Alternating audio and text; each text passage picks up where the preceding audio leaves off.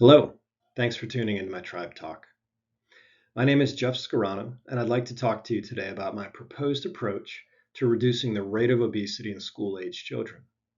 Before I dive in, how many of you have children? We want the best for them, right? And why is that? Well, I think it's mostly because we love them, but it's also because we want them to have successful and happy lives. So, if we're all willing to give our kids the best, why aren't we investing in their best health? And by that, I mean their weight. We've all heard about how overweight America is, but did you know that nearly 1 in 5 children today are also obese? And by obese, I'm not referring to the overweight kids, but those whose BMI is equal to or higher than 95% of their peers. If this statistic doesn't concern you, consider the following. Since the 1970s, the percentage of children and adolescents affected by obesity has more than tripled. Unfortunately, research tells us that obese children will likely become obese adults. If that's not bad enough, according to the World Obesity Atlas, it's projected that by 2035, 58% of adults in the US will be living with obesity. Obesity in children is an important problem because it has significant negative effects on their physical health, social and emotional well-being, and their self-esteem. Obese children are more likely to develop conditions like sleep apnea, liver cancer, high blood pressure, type 2 diabetes, gallstones, growth plate problems, and depression. And they're more likely to develop these conditions than non-obese children and develop them at a younger age. Thus, my wicked problem is focused on decreasing the rate of obesity in school-age children, specifically grades K through 12, within the Hampton Roads region of Virginia using multidimensional methods within the public school system.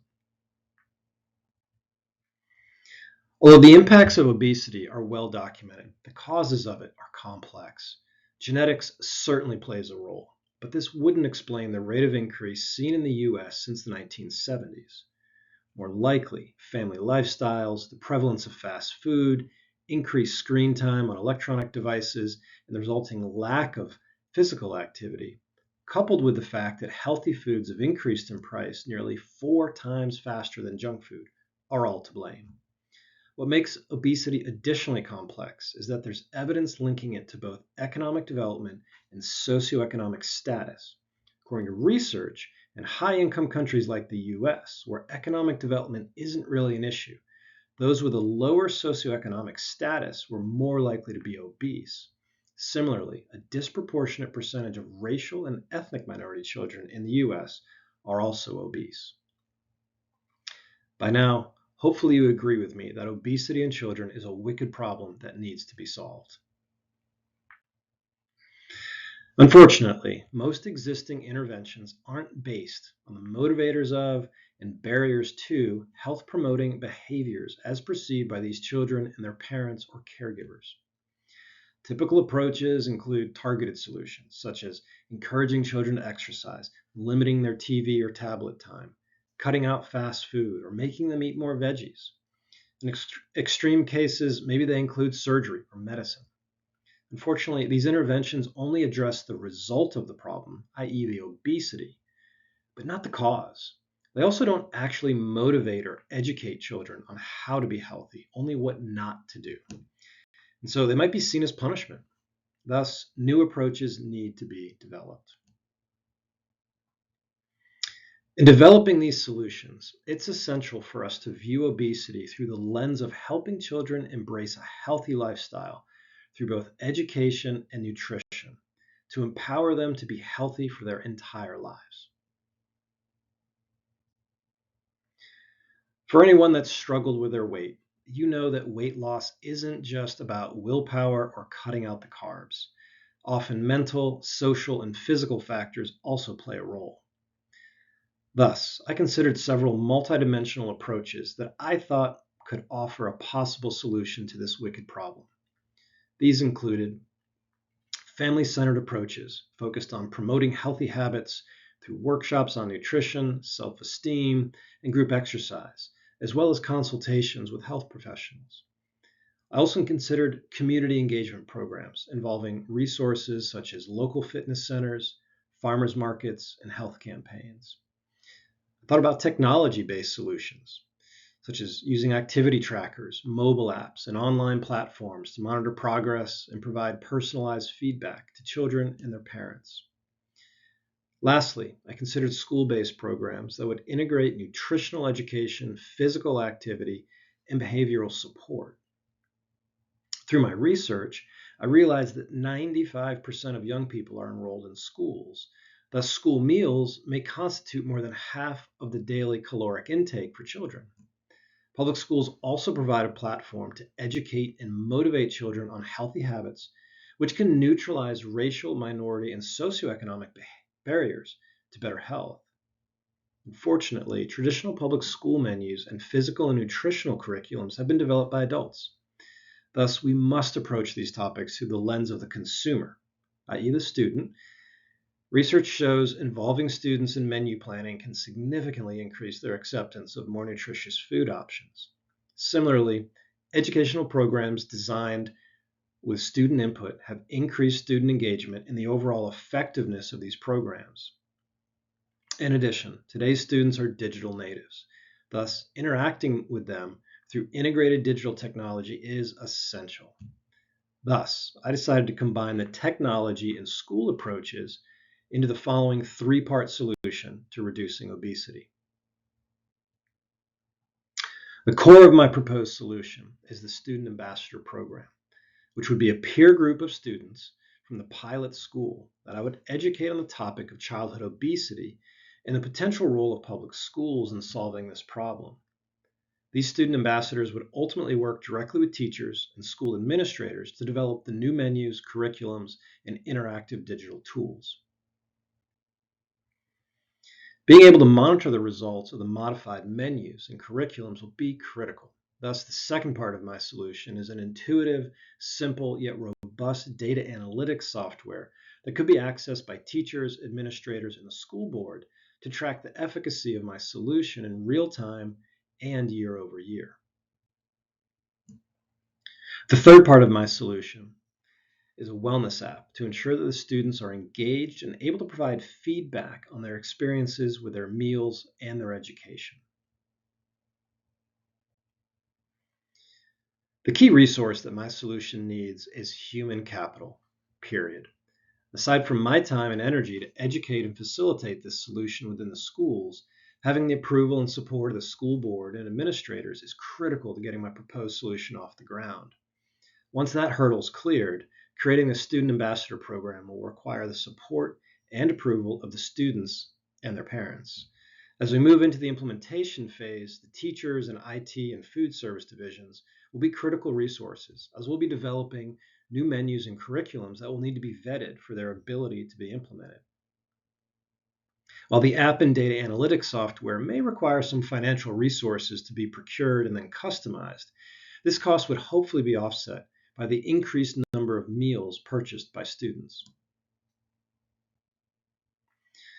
Executing my multidimensional approach will be broken down into three major phases. The first phase is engagement, during which I'll contact William and Mary executive partners Carolyn Morgan, Suzanne Nichols, and Terry Shannon to develop outreach and educational materials and establish contacts within the Hampton Roads public school system. Following that, I'd engage with one or more school boards to present the concepts of my solution to gain their approval to implement it at one of their schools as a pilot program within a single school group, such as elementary, middle, or high school students. The final step in this phase would be to create the student ambassador cohort by working directly with the students and their parents. This last step is critical. These students need to be somewhat handpicked to ensure that they not only represent a good cross-section of the pilot school, but also to ensure that they have the time, energy, drive, and the ability to really help create this program. And since these students are minors, the parents' approval, and frankly the support to drive them to and from the workshops, will be just as important as selecting the right students. The second phase, implementation, is the most complex and lengthy. During this phase, I would engage with the student ambassadors through a series of workshops.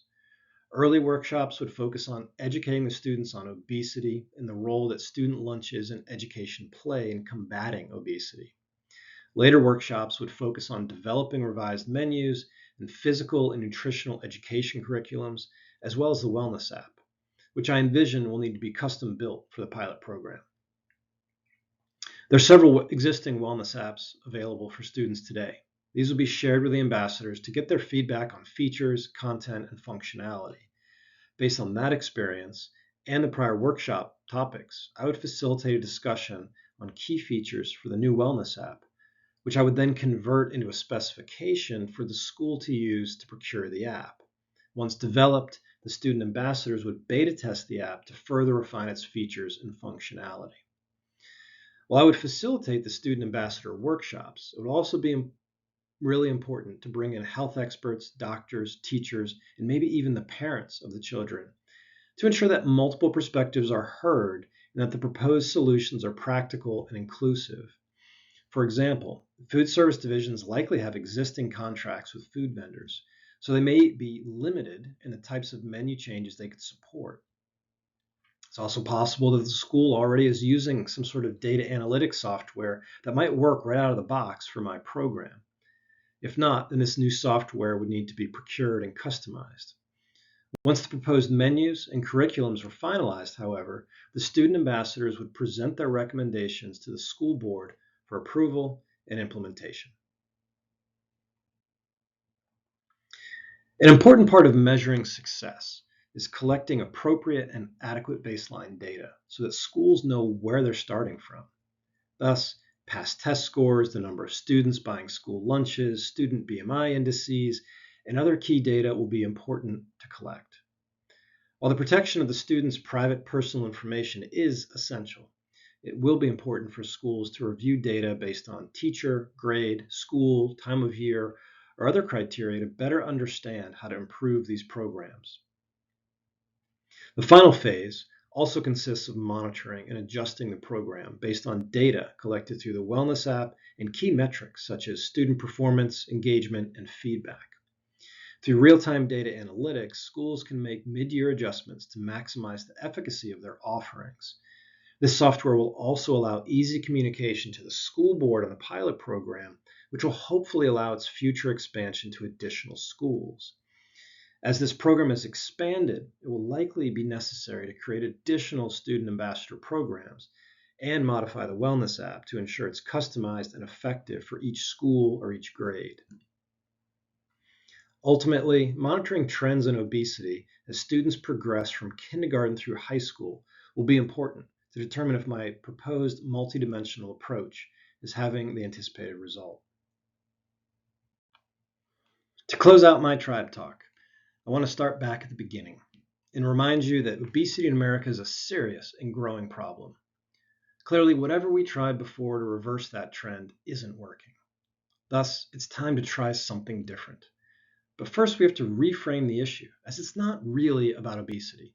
It's about helping children live happier and healthier lives through education. Not only will this result in a reduced obesity rate in children, but more importantly, it will improve their physical, emotional, and social health, which will improve their overall well-being and society at large. For 50 years, obesity has been the elephant in the room for our society, and we have yet to find a way to navigate our way past it. Thus, as we stand at this edge of darkness, we must not be paralyzed to continue trying the same things that haven't worked for us for the last 50 years, but be willing to develop innovative solutions and be willing to have those fail, but fail in a way that we can learn and be smarter with our next solution. While not without challenges, I believe my proposed multidimensional solution offers the greatest possibility of affecting a positive change on the trajectory of obesity rates in children. By allowing students to influence the solutions, we will ensure that nutritional and physical education curriculums have a greater impact and that school meal plans have a higher adoption rate. By engaging real-time data analytics and interactive digital options for students, schools can fail quickly and learn fast, allowing for mid-year adjustments for greater impact. Over time, the outcome will be healthier, happier children who will become healthier, happier adults. Thanks for your time, And if you live in Hampton Roads, I look forward to meeting you and your children someday at a student ambassador workshop.